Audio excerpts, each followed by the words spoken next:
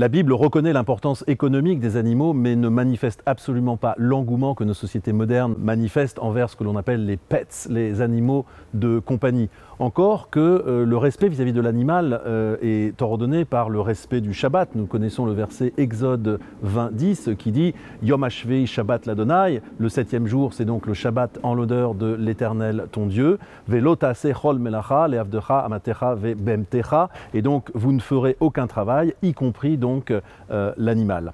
En ce qui concerne les animaux de compagnie, le chien et le chat, il faut dire que le chien est plutôt mal considéré. Le verset de l'Ecclésiaste 9:4 ne dit-il pas qu'il est chelefrai Hutov minarié amet, car un chien vivant est encore meilleur qu'un lion mort, c'est-à-dire qu'il prend le chien en exemple, vraiment, s'il prend la peine de le prendre en exemple, c'est que vraiment il est considéré comme extrêmement dégradé, parce que le chien en général est considéré comme l'animal impur par excellence, parce qu'il déterre les détritus et les cadavres. Et puis il existe cette notation assez amusante qui dit que si une femme passe son temps à élever ses chiens, eh bien c'est une cause légitime de divorce. Tout cela est pieusement consigné au traité Ketubot 61b.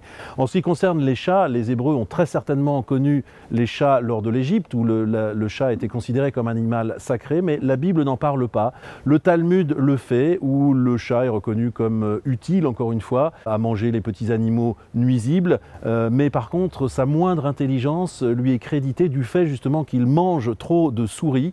Et il y avait cette légende qui courait dans les yeshivot au 19e siècle en Russie, que les étudiants ne devaient pas se nourrir de chats parce que du fait qu'ils mangent les souris, cela amoindrirait leur intelligence. Alors maintenant, quant à la question centrale du Kaddish, il faut bien reconnaître que cette question est une blague. Imagine-t-on la colère légitime de la communauté qui verrait à côté de ses chers disparus un père, un grand-père, un frère, une sœur, une femme disparue et l'énoncé des noms, énoncer le nom d'un animal. Tout cela n'est évidemment pas sérieux. Les animaux de compagnie méritent tout notre respect, notre affection, mais les rites qui conduisent à leur enterrement doivent se faire en dehors des prescriptions du judaïsme. Si vous avez donc un poisson rouge qui se sent mal ou que vous voyez que votre chat commence à décliner, nul besoin de compulser votre sidour pour réviser le Kaddish. Entourez-les simplement des soins ordinaires et cela suffira. Pshat.